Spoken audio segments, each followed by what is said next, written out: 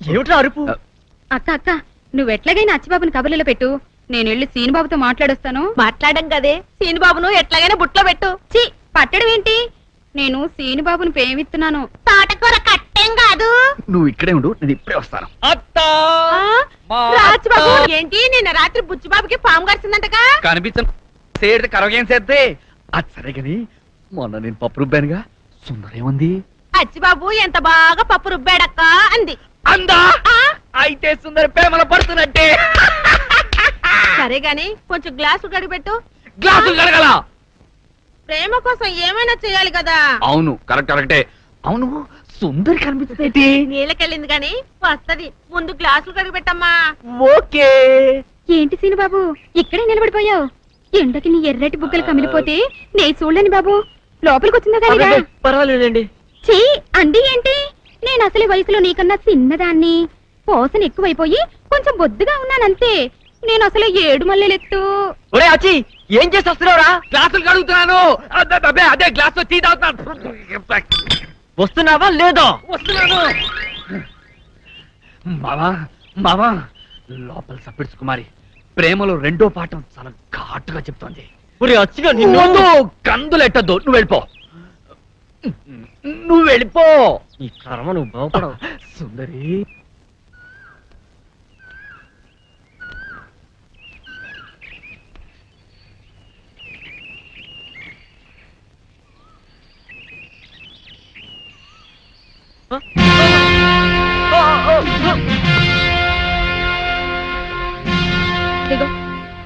దిగో దిగ బాయ్. ఏంటి నా మీద మీ తాతయ్య కంప్లైంట్ చేస్తావా? మాట్లాడబోయ్. ఇక్కడ అల్లరి చేస్తే కూడా వస్తాడా మీ తాత? చెప్పు. ఇలా రోడ్డు మీద ఆపి అల్లరి చేసిందని కూడా చెప్తావా? మోహన్ చూడరా, చూడు నిన్ను రోజు ఇలాగే అల్లరి చేస్తా. దమ్ముంటే నువ్వు కూడా అల్లరి చెయ్యి, అంతేగాని పెద్దవాళ్ళ దాకా వెళ్తే మాత్రం గొడవలు అయిపోతాయి. కాలేజీకి వెళ్ళలేవు, జాగ్రత్త. సరేనండి. ఏంటి సరే? ముందు చేసిన తప్పుకు ఫైన్ కట్టు. ఆ చూపేంటి, లంచ్ అవర్ లో క్యాంటీన్ కి వచ్చి కూల్ డ్రింక్ ఇప్పించుకో, సరేనా? అలాగేనండి. ఇక నేను వెళ్ళొచ్చా? మోహన్ చూడరా, వెళ్ళ.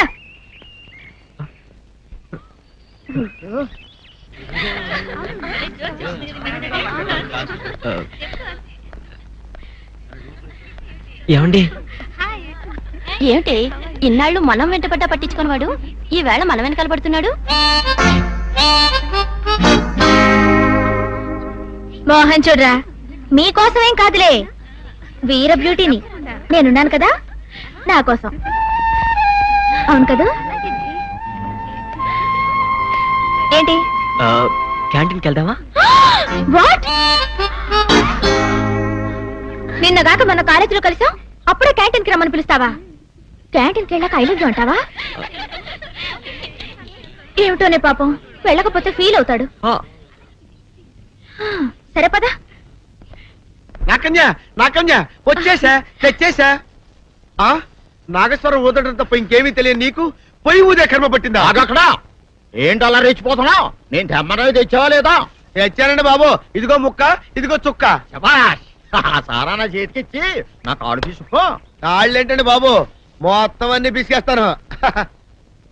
మంగారు మా పెళ్లి ఎప్పుడు చేస్తారండి? అప్పుడేనా, ముందు నా కోరిక తెచ్చాలి కదా.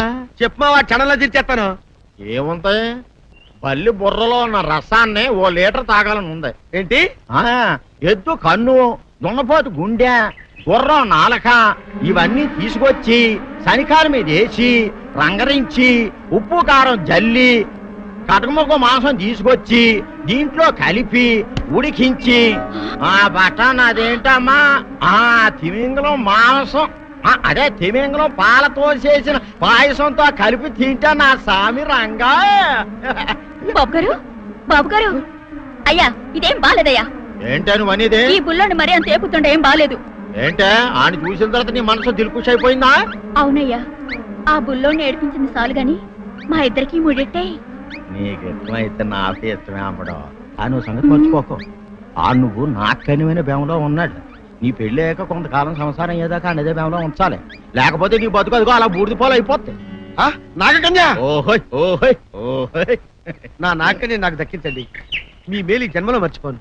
ఇదిగా నా మేలు మర్చిపోయినా పర్వాలేదు గాని ఓ సంగతి మాత్రం మర్చిపోక. ఏంటండి? నా కూతురు పెళ్ళయ్యాక దానికి కంటమటగానో నీటి చొక్కన కారిందో కాట్లే పెట్ట. కారణమనండి. శబాష్ శబాష్. అయితే నీ షాదీ రేపారా? నాగకన్య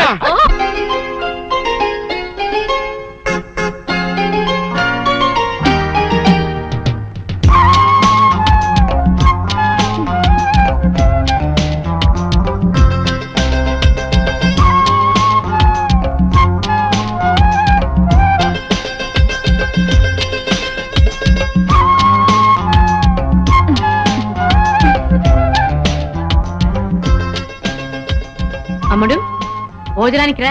చెప్పు. ఆ? భోజనానికి రావే అంటే చీపు అని ముసిముసి నవ్వులు నవ్వుతావేమిటే? లే, ఆకలిగా లేదు నానత్త. ఏమైంది దీనికి? కంచం ముందు కూర్చుంటే అదే ఆకలి అవుతుంది. లే, లెమ్మంటుంటే లే.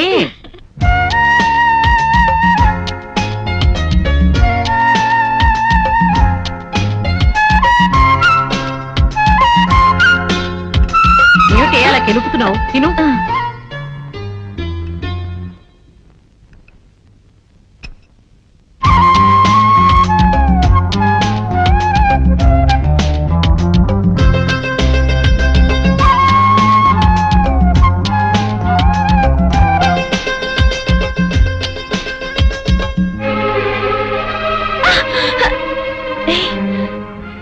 ఏంటిది? నానత్త చూస్తుంది.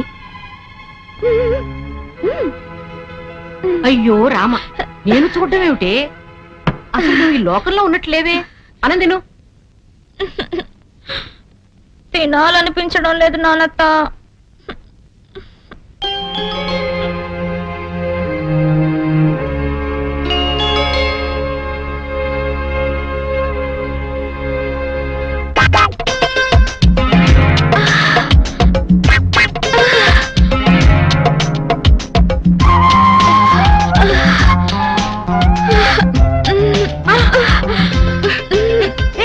ఏమిటి ఇది? వదలవే నన్ను, వదలు. ఏమిటి ఇవాళ ఏమైంది నీకు? అదే అర్థం కావడం లేదు నానత్త. ఆకలి కావడం లేదు, దాహం వేయడం లేదు, నిద్ర రావడం లేదు. డాన్స్ చేయాలనిపిస్తోంది నానత్త. అమ్మడు, ప్రేమలో పడ్డావా?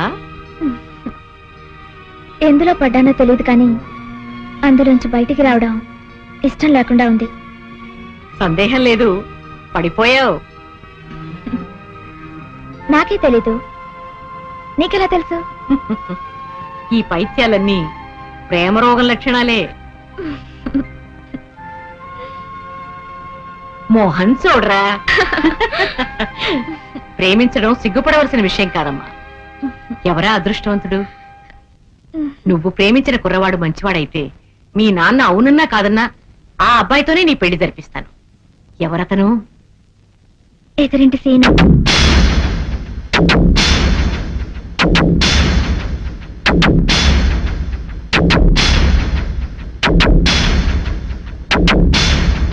ఏమిటి నానత్త? ఏమిటి అలా అయిపోయావు? అమ్మడు, జీవితం అనేది పూల తోట లాంటిది. అందులో పూల మొక్కల్ని పెంచాలి గాని పిచ్చి మొక్కల్ని పెంచకూడదు. నువ్వు పూల మొక్కను కొని పిచ్చి మొక్కని పెంచుతున్నావు. ఇదేంటి నానత్త? క్షణ క్రితం పెళ్లి చేస్తానని చెప్పి ఇప్పుడు ఇలా అంటున్నావేంటి? నువ్వు ఆ కుర్రవాణ్ణి తప్ప ఇంకెవరిని ప్రేమించినా నేను ప్రోత్సహించేదాన్ని. ఆ దేవుడే కాదన్నా పెళ్లి చేసేదాన్ని. ఏ సీనుకేం తక్కువ? గుణం తక్కువ, కులం తక్కువ, డబ్బు లేదా, అందం లేదా? ఏం తక్కువ అని కాదంటున్నావు? గుండె బలం తక్కువ.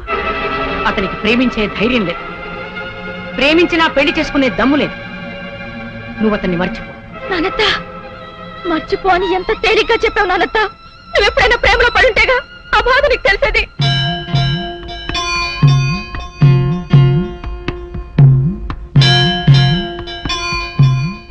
నానత్త. అమ్ముడు, ప్రేమ గురించి నాకు తెలియదని ఇంకెప్పుడు అనద్దమ్మా. నువ్వు ప్రేమలో పడ్డట్టే నీ వయసులో నేను కూడా ప్రేమలో పడ్డాను. రియలీ? ఎవరు నానత్త? చెప్పు నానత్త, ప్లీజ్. ఎవరు నానత్త? ఎవరది? నువ్వు ప్రేమిస్తున్నా సీను తాతయ్యని. అంటే వీరైదోర్నా? అవును, మేమిద్దరం పెళ్లి చేసుకోవాలని ఎన్నో కలలు కన్నాం. కాని అతని వైపు పెద్దవాళ్ళు మా పెళ్లికి అంగీకరించలేదు. తల్లిదండ్రులు ఎదిరించే ధైర్యం లేక వీరయ్య దొర పిరికితనంతో వేరే పెళ్లి చేసుకున్నాడు. పోగొట్టుకున్న ప్రేమని మర్చిపోలేక నేను మాత్రం పెళ్లి చేసుకోకుండా ఇలాగే ఉండిపోయాను. ప్రేమ అనేది పద్మ వ్యూహం లాంటిది. లోపలికి వెళ్ళినంత తేలిక కాదు బయటికి రావడం. అందుకే చెప్తున్నాను, అతన్ని నువ్విప్పుడే మర్చిపో.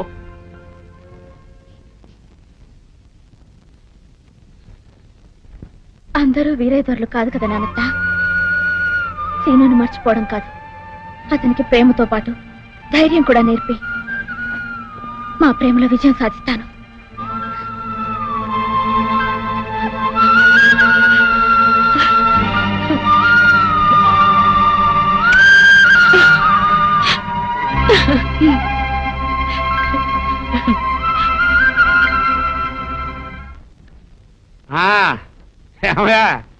సంక్రాంతి సంబరాలకి ఏర్పాట్లన్నీ బాగా చేశారా? చేసామండి. అంతా తమ కోసమే ఎదురు చూస్తున్నామండి. మరి ఇంకెందుకు ఆలస్యం, వెళ్దాం పదండి.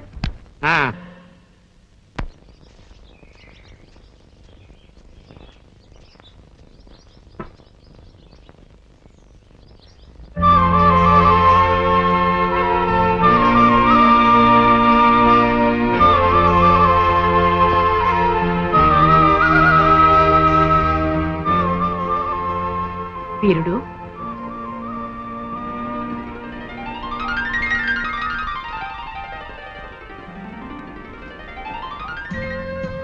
జానకి రా కూర్చో. పర్వాలేదు. 40 ఏళ్ల క్రితం మనం ప్రేమించుకునే రోజుల్లో వీరుడు అని పిలిచేదాన్ని.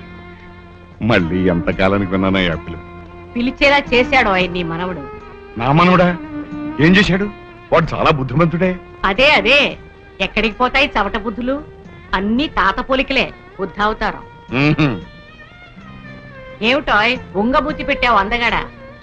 నీ మనవడినన్నాను లేవోయ్. నన్ను కాదా? అయితే పర్వాలేదు. ఇంతకీ ఏం చేశాడు నా మనవడు? పుంసా మోహన రూపాయ అన్నట్లు అంత అందంగా ఎవడ పుట్టమన్నాడో నీ మనవణ్ణి. నా మనవరాలు నీ మనవణ్ణి చూసి మనసు పారేసుకుంది.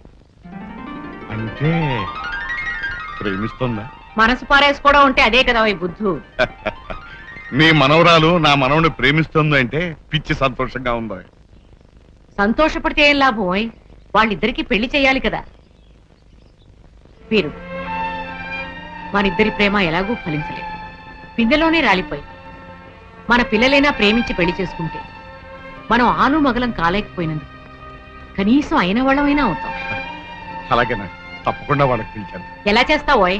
నీ మనవడు కూడా నా మనవరాల్ని ప్రేమించాలి కదా. దాన్నే ఉందో. ఒరే మనవడు, నువ్వు జానకి గారి మనవరాలను ప్రేమించబోయ్ అంటాను, ప్రేమించేస్తాడు. బుద్ధు ప్రేమ పుష్పం లాంటిదోయ్, దానంతట అది వికసించాలే గాని నువ్వు నేను చెప్తే పుట్టదు. మరైతే ఎలా? ప్రేమ పుట్టేలా చేయాలి. వీరుడు, ఒక్కసారి మనం ప్రేమించుకున్న రోజుల్ని గుర్తు తెచ్చు. అసలు మనం ఎలా ప్రేమలో పడ్డామో నీకు గుర్తుందా? ఎందుకు లేదా? మైసూర్ ఎడ్ల బండి మీద నువ్వు, ఒంగోలు ఎడ్ల బండి మీద నేను సంతకు వెళ్తాను. నీ బండి ఇరుసు విరిగిపోయింది, దాంతో నా బండి ఎక్కావు. నీ చేతులు పట్టుకుని బండి ఎక్కించాను. కళ్ళు కళ్ళు కలిసి బండి కుదుపులకి ఒకళ్ళ మీద ఒకళ్ళ పడ్డాం. దాంతో బండి మించి కింద పడిపోయాం. ఆ పడ్డం ప్రేమలో పడ్డాం. పర్వాలేదే, మన ప్రేమని ఆ రోజుల్ని మర్చిపోయావేమో అనుకున్నాను. గుర్తుందన్నమాట. మరింకే అదే దారిలో వెళ్ళు. అలాగే వాళ్ళిద్దరిని ఎడ్ల బండి ఎక్కించి సంతకు పంపించేద్దాం.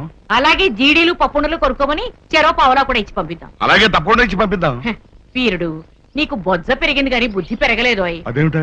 ఈ రోజుల్లో పిల్లలు ఎడ్ల బండికి సంతలకు వెళ్లేవాళ్ళ, మరి సైకిళ్ళకి కాలేజీలకు వెళుతున్నారు కదా. అవును.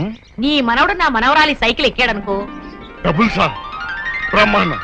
కళ్ళు కళ్ళు కలవడం, ఆ తర్వాత సైకిల్ గతుకులో పడ్డం, ఒకళ్ళ మీద ఒకళ్ళు పడ్డం, తర్వాత ప్రేమలో పడ్డం. కరెక్ట్. అయితే వెంటనే నా మనవని నీ మనవరాలు సైకిల్ ఎక్కమని పంపించేస్తాను. అలా చెప్తే ఎక్కుతాటోయ్. మరి ఏం చెప్తే ఎక్కుతాడే? నీ గడియారంలో టైం వెనక్కి తిప్పేయి. తిప్పాను అనుకో. కాలేజీకి ఇంకా టైం ఉందనుకుంటాడు నీ మనవడు. ఊళ్ళో కుర్రవాడంతా కాలేజీకి వెళ్ళిపోతారు. నీ మనవడి సైకిల్లో గాలి తీసేయి. అప్పుడు వేరే దారి లేక నా మనవరాలి సైకిల్ ఎక్కుతాడు నీ మనవడు. ఆహా ఇప్పుడు అర్థమైంది. చాలా బాగుంది. సైకిల్ కి గాలి కొట్టడం అంటే కష్టం, కానీ తీసేయడం ఎంత పట్. అలాగే గాలి తీసేస్తాను, వాళ్ళిద్దరిని ప్రేమను తోసేస్తాను. ఈ వీరయ్య ద్వారా తడాకాయ ఉండో చూపిస్తాను.